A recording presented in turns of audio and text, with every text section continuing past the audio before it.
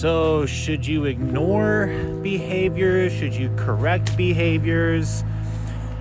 I see a lot of content online, and Lucy, here, it says it's like, don't ignore the bad behavior, right? It's addressing it in some way, which, yes, I can agree with that. However, there is always nuance to these things, okay?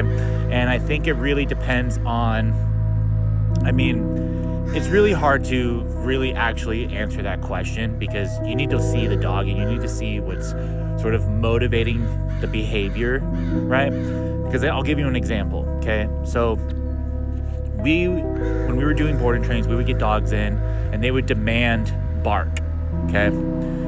So we just sit down on the couch, and we just hold the leash, and the dog demand barks at us. It's because the dog wants to move, okay? But they demand bark at us. We don't even look at them. We don't talk to them. We don't do anything. We just, literally, I am ignoring the behavior, okay? Once that dog stops barking and, maybe they start sniffing the floor or something, right? They just stop barking. We get up and move, because that's what they want to do. They want to move, okay? Then we move around for a couple of minutes, and then I go and sit back down again. They might bark some more, but then they stop faster and start sniffing the ground, doing something, and then we move, or we play, or we do something else. And I have seen more often than not that dog stops demand barking simply because of that. And there was no correction for the demand barking, okay? Because the dog is only just doing what has worked for them in the past. Eye contact is inherently rewarding. Talking to your dog is inherently rewarding, and touching your dog is inherently rewarding. If they aren't getting any of that from me, and then once they stop, this other thing happens, they learn, oh, okay, so when I stop barking, this is what happened next. I like this, okay?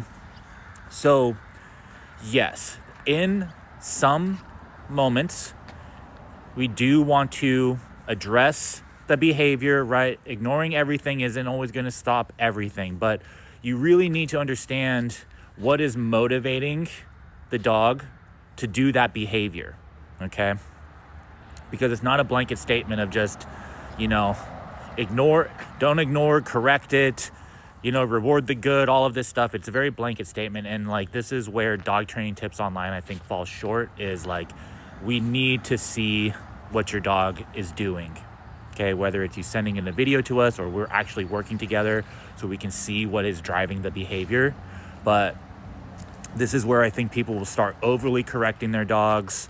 And that's a problem, And again, I'm not against a correction if it's warranted. And, there's been a lot of history built up that we can do that, right? But again, more often than not, there's a misunderstanding happening. So